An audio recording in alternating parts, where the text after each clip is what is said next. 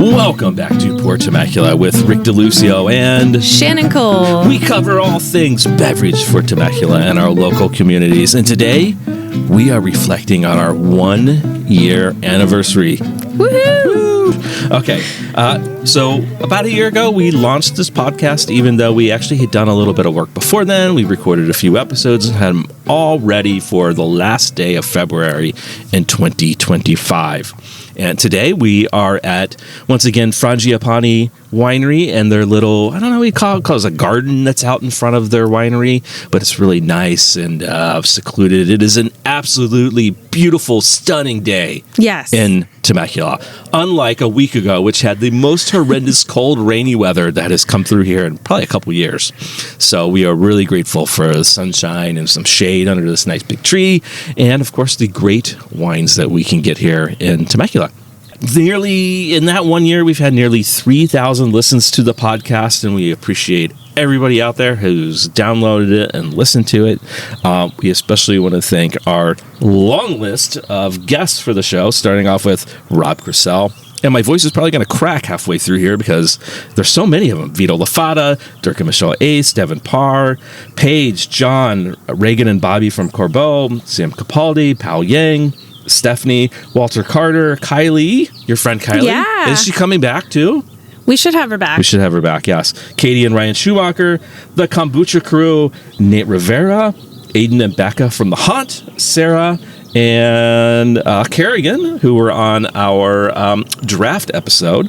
Then Kim from Ramona Wines, fan favorite Heather Rankin, and of course, your family, yes. Christian and Sarah, all the way from Denmark. They flew in. Granted, they paid for themselves to fly in. We did not fly them in just to record a podcast with us on Danish wines. Yes. So we definitely appreciate it. We tasted so many beverages. Although I don't think we've done beer yet. No, we did do beer. We did do beer. Yeah, that's right. We've done a few beers. We haven't done a beer. We haven't done breweries. Yeah, brewery. There is a little turnover in the time that we started this. There's been a couple breweries I think that have moved on, and maybe one that started up. I can't remember exactly which ones. But we appreciate all the beverages on here. We've reviewed them. We've discussed them. We've trashed them on occasion. We've spoke glowingly about a few of them. You never know. I mean, it's kind of like you go out to the wineries. You never know what you're going to get. Yeah. And then we've had tons of laughs, and hopefully we've provided you some fun insights on our local community.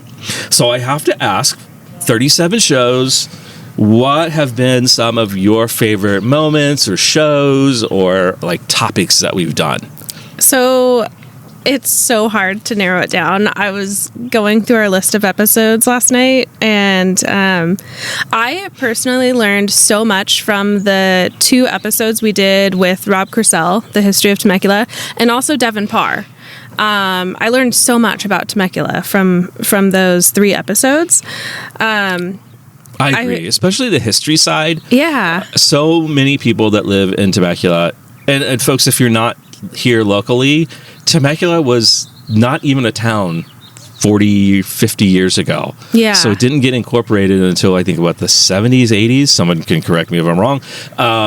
And so literally there was no even interstate that connected Temecula to the rest of California. Yeah. So it was a little town of like 5,000 people, maybe 10,000 people. And now it's 130,000 people? Yeah. We're making our way up there. Right. So yeah, very insightful. Yeah, I personally learned a lot from those episodes. I think the most fun to record was the Danish wine episode with my sister-in-law and her husband Christian. I have never laughed so hard, I think, doing a podcast episode. Now, you have to be honest. People have asked, like, how much wine did you consume before that episode, before we recorded? I actually don't think we had any before. Oh. So we did naturally fun. They're just a brilliant, we're just naturally fun couple. Okay, yeah. We did finish those 4 wines in the pool afterwards, and then opened the cat wine. Then the cat wine. But you said the cat wine was disappointing that evening. It was disappointing the second time we opened it. Okay. Yeah. I also thought like something I would never have done was the wine and tea pairing we did at Corbeau. I thought that was amazing. So fun. That again, something else I have no experience with tea, and learn a tremendous amount, including like what I like and don't like. Yeah. In tea. Yeah. I'm still not super sold on tea. I will consume mass quantities of coffee in the morning, and then that gets me through the rest of the day. So, but, you know, out and about and traveling around the world, I maybe have a tea, and now I know what I like. Yeah. Yeah. I thought it was such a fun and unique way to go about tasting Bobby wine and Reagan tea. put on they have a great place there in Corbeau, so please go check it out. Been meaning to try and get Bobby back on the show to talk about cocktails. I know. And, you know, that was kind of like we were going to record, and then he had to go harvest some grapes. So he was really busy in the fall, and then we just haven't been able to reconnect. We've been really busy ourselves. So we hope to pick that up sometime in the next year. So before we have a second anniversary. Yeah. The other fun one was the haunt. The haunt. The haunt yes. one. I'm still haunted by that entire conversation. It was pretty creepy. It was so that was crazy. There were some things we don't want to go into a whole lot of detail, but that were sort of were edited out. But we discussed Becca could sort of tap into some certain things that had happened, or people that maybe she had visited that building, or two travelers specifically.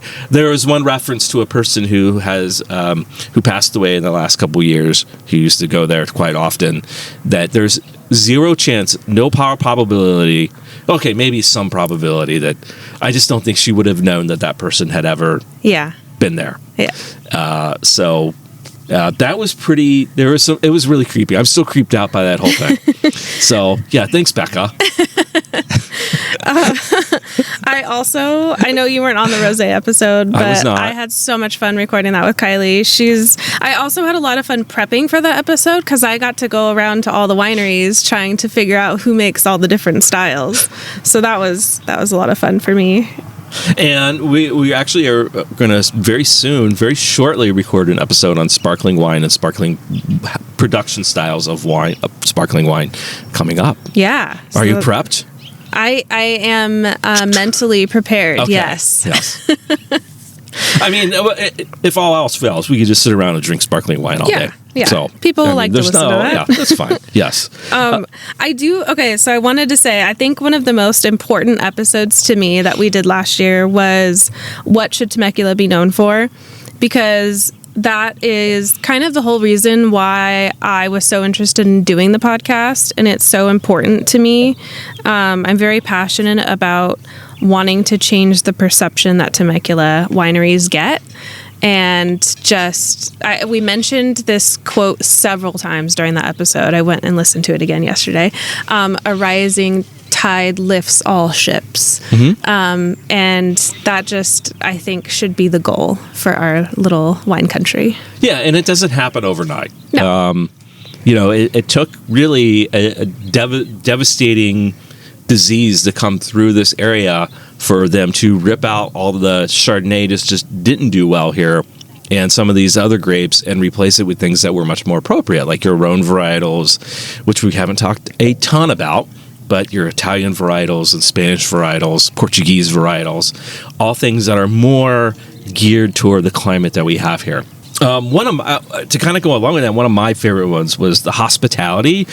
And I think that is one area that we can really differentiate ourselves from your Napas and Sonomas, where you get more of a kind of a cold hospitality experience. Mm-hmm. I think the hospitality that you get here, and we have lots of great, on that episode we had Heather Rankin and Vulture Carter, and they talked about it from their perspective, and Nate talked about it from his perspective at the Goat and Vine and Two Travelers, and just how much just being a positive and good and friendly, face to hospitality makes a difference for the people that come in here, the people that live here, the people that work here, and them themselves as the people who serve us, and the impact you think that it had, just that you coming in with as a guest with a good kind of mentality, positive mentality, and being friendly, and how much we're willing to reciprocate that back. Yeah. And how much that really affects and how much that means to, like Nate talked about how much that those kind of interactions like mean to him personally. Yeah. And he's thought about, years after the fact. Mm-hmm. So I like hearing that from their perspective, from their perspective, and then in their voice. That was fun. Yeah, that was a really nice episode. And I think we mentioned the Temecula wine histories. I love the winery draft. Yes. It may not be everybody's favorite, but it was fun. It was fun. Different. It's also, I think we had never met Sarah or Kerrigan before then. So it's fun to get other people's sort of like takes and what they think is like important to them from the Temecula wine industry.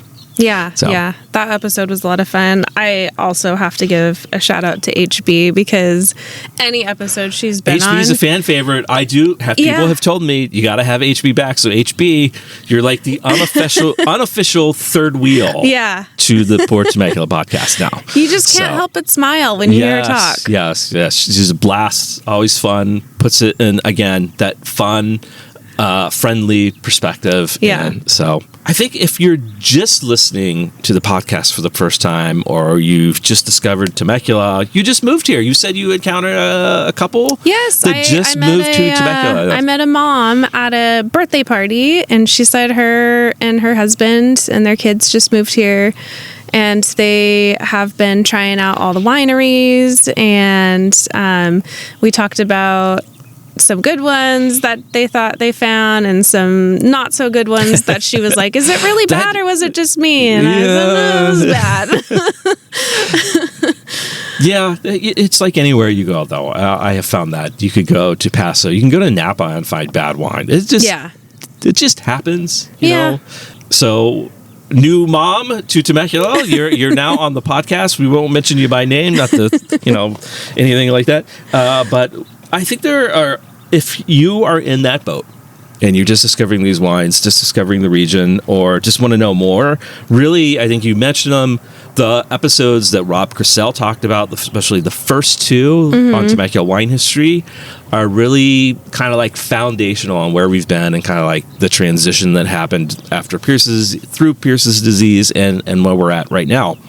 Also, the hospitality episode, I think, is really just to kind of get that feel for what you should expect coming out here. Yeah. And then the episode with Devin Parr. And Devin's been a great ambassador to the region, travels all around, talks about the great things about Temecula Valley AVA. So those three ones. I think the other one with Rob Crissell, where he does a little myth busting, it was fun too. Yeah.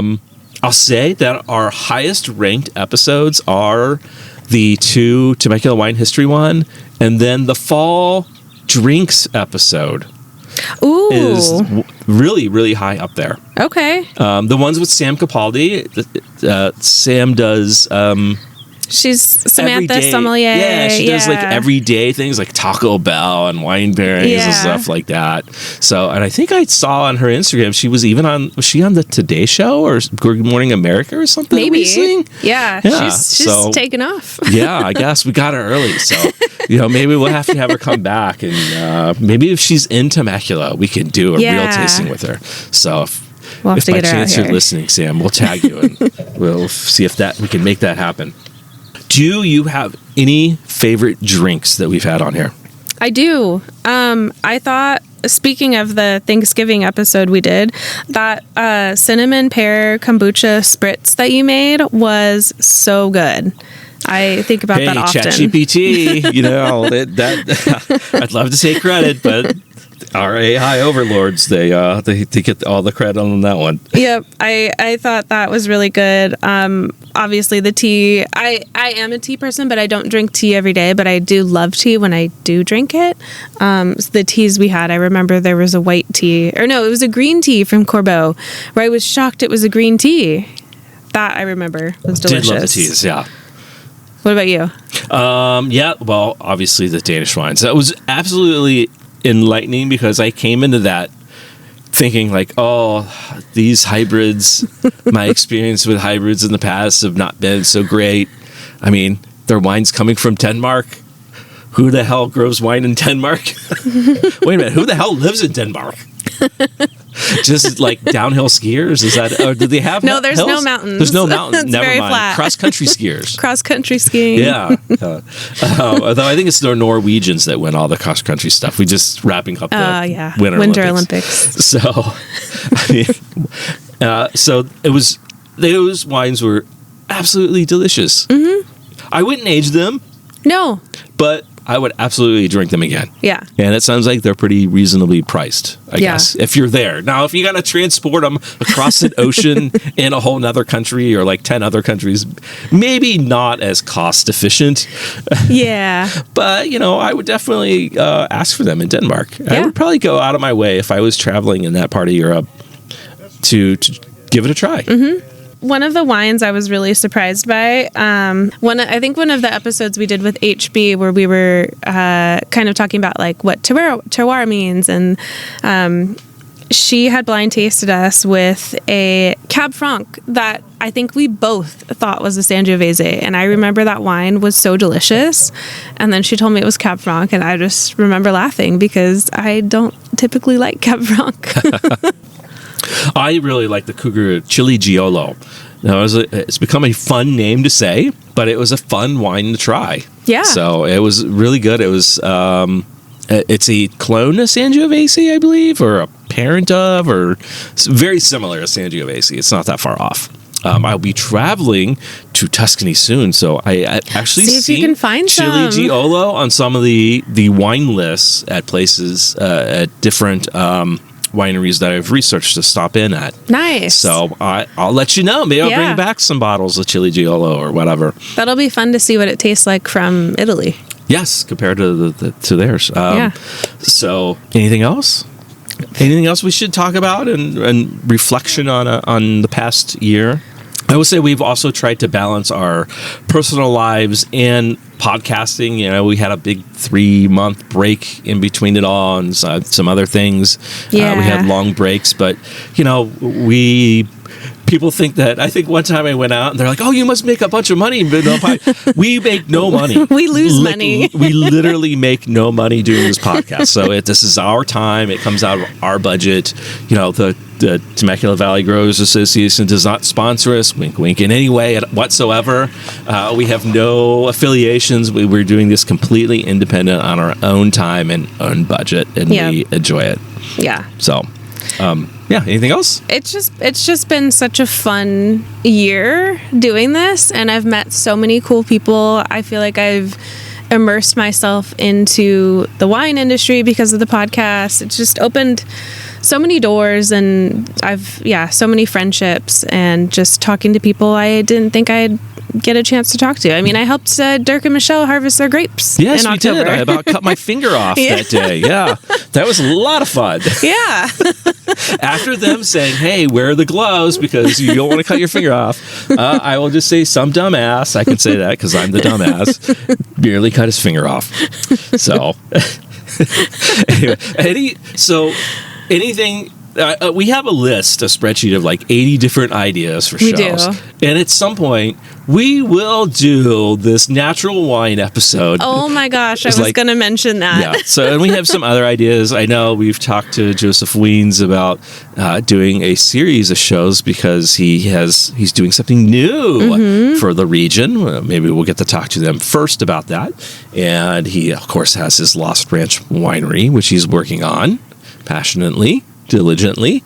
Yep. Slowly, I think.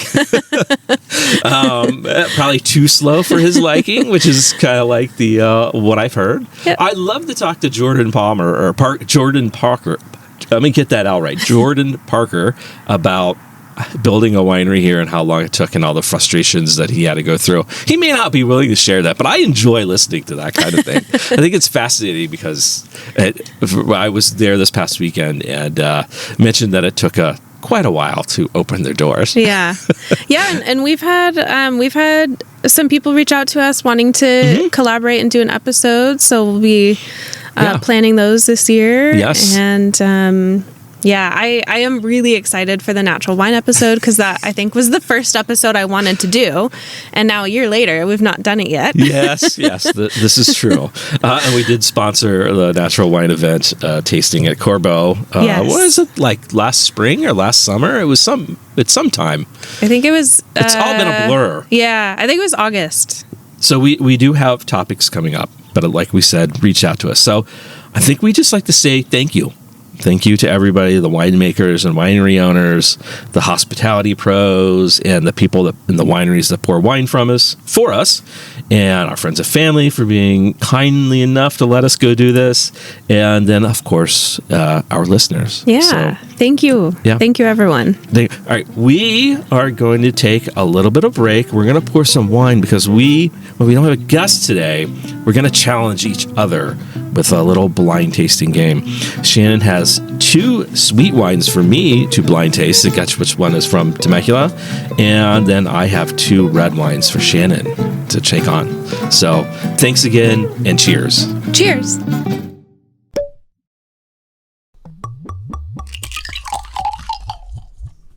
All right, we are back on Pour Temecula, and Shannon has a special tasting for me today. So unlike many of our other episodes where we have a guest on and we give them 2 wines, one being from Temecula and one being the same varietal or blend, but from somewhere else in the world, it looks like today I am the guinea pig for round 1, where she has 2 sweet wines for me to try here. And then after I take a very poor stab at these 2 wines, I will have 2 red wines for her to taste. But first up, these 2 sweet wines. So the first wine, the one on my left, yellow in color, like a medium yellow, still got nice intensity to it, really rich nose to it. You can smell that like lemony, dried lemon candy sweetness to it. And not much signs of oak, maybe a little creaminess. I don't necessarily know if that's from the oak or not. I'm going to guess that it also has a little bit of a kind of spicy note to it too. And I think that might just be from the production style. So that's number 1. Number 2, she claims is the same varietal. I don't know.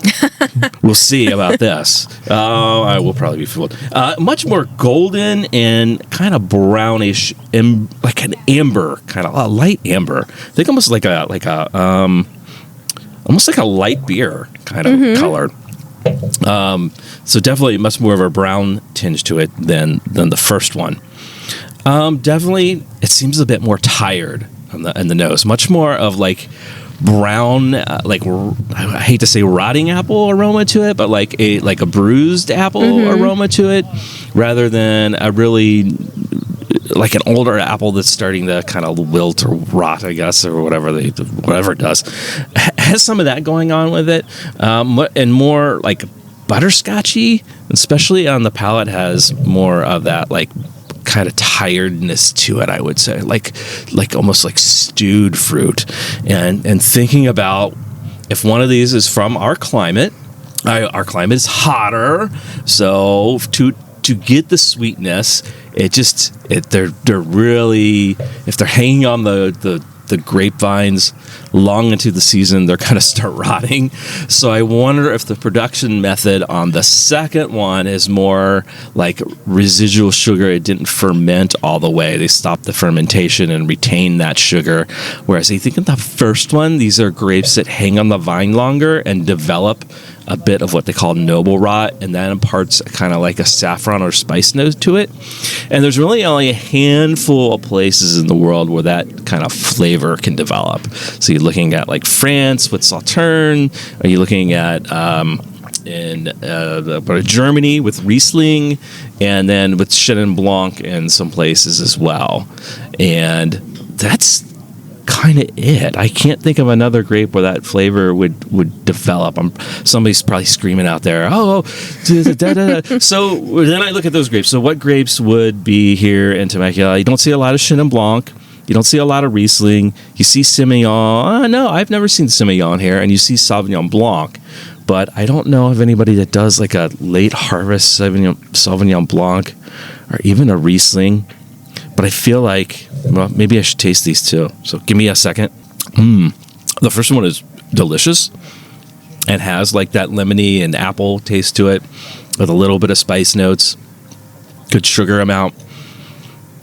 I would say that this is close to either Baroness Lacey or Chocolate Baroness Lacey. And then the second one, much more like candy too in the nose too, much more ripe flavors. The fruit's not quite as concentrated. And there's another note in there that's a little like off. I can't identify it. I don't know. Am I anywhere in the ballpark? Well, we do. So which one's from Temecula? I would go with the second one's from Temecula, and the first one is from somewhere else in the world. Okay. So I believe, yes, the first one was made late harvest style with maybe some botrytis. You are forgetting a region, though, that makes that type of wine. And I will tell you what I was told about this Temecula wine. This vineyard is the only vineyard in the United States that is known to have this grape planted, and it happens to be in Temecula. So the first one's from Temecula? No. Oh, okay. Sorry. So I'm right. You were right. All right. I got one half. I got Temecula. right. I would guess Riesling, but it didn't seem like very Riesling-y. No. And it doesn't seem very Semillon or Sauvignon Blanc-y. Yeah. And it doesn't seem very... And I honestly don't know Chenin Blanc that well, but... I feel like Shannon is a good guess because of the super apple-y notes. Yes, but that's not what it is. That's not what it is. Okay, I give up. I don't know the varietal. I probably should. So, and I think I was trying to look this up on my phone while you were tasting. So I was told that... here, I'll just pull them out. So, well, is it... what country? Hungary. Ferment? Okay, so this is wine number 1. I did forget that one. I have failed WSET. Or maybe it's a forgettable region. And it's quite excellent, by the way. The first one is Bella Vista. So yes. I was at Bella Vista, and my friend was telling me they have this wine on their menu called Rosemarin, and they had a dry style and a sweet style. I went specifically to try the dry style, and they don't have it anymore and aren't making it anymore. So I thought, okay, I'll try the sweet one. It reminded me a lot of like Sauterne, or like when I tried this one in my WSET class. And they told me that the grapes for this wine were planted by a Hungarian family when they moved here. And I don't remember how many years ago. And they told me it's the same grapes as in the Tokaj wine. And I was like, oh, funny. I had no idea we grew that here. Turns out it's just that one little vineyard, and it's family owned. And they call it Rosemarin because that's what they called it in their little part of Hungary. Oh, okay, so, interesting. Yeah, and I know there's a few different grapes that are used in Tokaj, and I was trying to figure out which one Rosemarin is, but I couldn't quickly Google that. Yeah, so to recap, the first wine is from Hungary. It's a Tokaj, so it does have that botrytis character to it. So it was on the right track there, just blinked on the country. And then the second wine is from here in Temecula, the 2020 Rosemarin. Rosemarin? Rosemarin is what they had said it was. Kind of like rosemary. And Bella Vista was originally owned by the Salerzo, so it was the Salerzo family, I believe. And then it went to a different family. And if you remember from some of our podcasts, the Salerzos were one of the original founders of wine, one of the starters. They started with wine here, and then their son in 1968 made Flying Pig and Pliny the Elder. So those are some of those beers, and now it is owned by the same owners of Somerset. Yes. So, yeah, when I was there, I was told that Somerset did not renew the contract with that Hungarian family. Okay. So that's why they're no longer making it. Okay. So, family, if you're out there, let me know. I want to buy your grapes. Can't say I'll do it justice, but I want to try because it's so cool. And did you get to try the new speakeasy that's at Bautista? No, it was so crowded when we went because I think it was raining or it was just very, very cold or about to rain. And I think a bus pulled up right before us. It was just chaos. Chaos, yes. We just did a quick tasting and left. But I definitely want to go back and try the speakeasy. All right. Well, thanks, Shannon. That was great. That was really, you had told me white wine or sweet wine. I said, well, we've actually never even talked about sweet wines really on here. Yeah. Like a proper sweet wine. You do find wines that are sweeter in Temecula, but they're not what you would categorize as sweet wines or dessert wines in a traditional sense. So, all right, we're going to take another break here, and Shannon's going to attempt to get the red wines right. Uh-oh.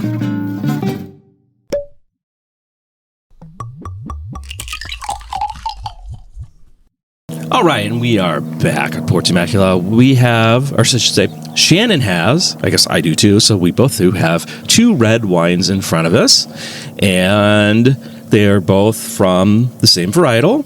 One is from Temecula, and one is from somewhere else in the world. Shannon, this is all your show now. All right. Wine number 1 is like a medium ruby color. It's visibly lighter than wine number 2. On the nose, I get a lot of it smells like perfectly ripe, like juicy red fruit and some oak spices, maybe some cedar, maybe some peppery notes. There's like something savory in there. Not quite sure what that is. It drinks it's got some nice acidity. You like that like mouth-watering feeling at the end.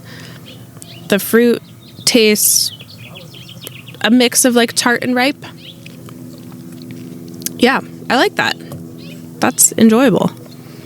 And it still has on the finish. There's like that little savory, peppery thing that kind of sticks around. Yeah. Both of these make me really want food. Yes. Yeah, my mouth is so dry. So, that's the only comment I'll make. Wine number 2 is a little bit darker in color, and it has a very, it looks a little bit cloudy. Like it's not quite totally clear, maybe. I would say it's probably unfine. Yeah. It's got I wouldn't call this purple by any means, but it's just a little different color than the ruby. It's a little deeper in color. Like I'd say that red is more of a burgundy. It's like leaning, red, yeah. And then the rim's got a little like magenta tinge to it. This right off the bat was so different from the wine number 1. I definitely get some green notes to it, whether it's green bell pepper or green peppercorn. There's something green and not like herbally green. The fruit also smells a little bit darker. Maybe like a black cherry, red cherry, blackberry. On the palate, this wine, higher alcohol for sure. And tannins. Very dry. Very dry. I get those, that like cedary, like just licked a tree. I've been saying that phrase a lot lately. Yeah. Ooh. You're not a red meat eater, but I'm not a red meat these eater. These are wines, would you say, would go well with a charred piece of red meat? I would serve these with fajitas for sure. Fajitas. Yeah. Gotcha. If you eat steak fajitas. I think that'd be really good. All right. Well, which one's Temecula and which one is not, and why? I think wine number 2 is Temecula. Just going off of the higher alcohol feeling I'm getting in my mouth, I assume it's a warmer climate wine, even though I feel like the fruit is not quite as ripe as wine number 1. But just, it just feels Temecula to me. Any clue what the varietal is. 100, but these are 100% varietal, as far as I know. I do have a guess. Okay. I'm a little less confident in my guess, though, because I'm not getting what I think I should get out of wine number one for it to be this. Okay. I feel like it's a Cabernet Franc. And if it is a Cab Franc, I really like number one, which is weird for me because I don't love Cabernet Franc. Because I feel like normally if I do get those green bell peppery notes, they're just like overwhelming and I can't get anything else. Okay. So that's my guess. I'm going to be surprised if this is Cab Franc because number one. Right. Look, number one is 12.9% alcohol. Number two is 14% alcohol. However, you're substantially off. Ooh. The first wine is actually from Temecula. No way. And so I'm going to wait a bit. And the second wine is from Italy. Oh, okay. Hold up. Yeah. So, okay. Let's see. What can you do with that? And I would say that knowing that now, wine number two, dig deep into your mind and think about those flavors you described could be something else. Mm-hmm. I've never had Nero d'Avola from Italy, which is really weird. I've had a lot from California. I would say this probably isn't that. Aglianico, I think, makes a lot of sense with the tannins. I think I'm just thrown off by the green notes I'm getting in it. Gosh, what else is Sagrantino? Final answer. Granted, I didn't even go. I guess I said Riesling was my answer on the sweet wines. Yeah, I'm gonna go with Aglianico. Aglianico would be a great guess. The first wine is from Cougar Vineyard and Winery. Ooh. And it is their 2019 Aglianico. Clocks in at 12.9% alcohol, which is substantially lower than most other Temecula wines. Yeah. So your first reaction, yes, the second one did have higher alcohol. This is from Aglianico de Vulture from Elena Fucci. Ooh, I like the label. Very classic Aglianico producer. Both of these are right around $40, which I think is actually a good price for each one of these. I would drink the Aglianico from both of these again. I think it would come down to do I want something more substantial? The one from Italy is definitely a bigger wine. Yeah, that's a steak wine. That is a steak wine.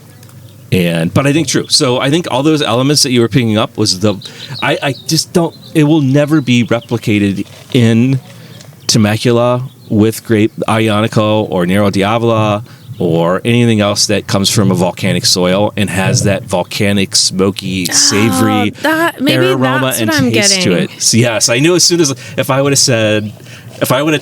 knew once I told you what they were, you're going to be because I do the same thing. Because if you put two of those in front of me, I just wouldn't think volcanic and that sulfury savoriness that it has. But it's there. Yeah. These are both really great. I'm so impressed by this Cougar Aglianico, 12.9% alcohol. This is delicious. Yeah. And I know when we recorded our episode on Italian white grapes, I believe that we tried the Aglianico after we were all done. And I can't remember if we liked it or didn't like it. I just went and bought it on a whim. And that was good. I had to come up with something challenging, as did you. So yes, ferment just rolls right out of the tongue. Oh yeah, Temecula grapes ferment. Yeah, no. Anyway, this is fun. We got to challenge each other, and we don't really do that a lot. We get to challenge our guests, and they always like it. They get really nervous. So again, we want to thank everybody, especially you listeners, for being part of the Pour Temecula podcast. And you are always welcome to submit questions, leave reviews, share episodes.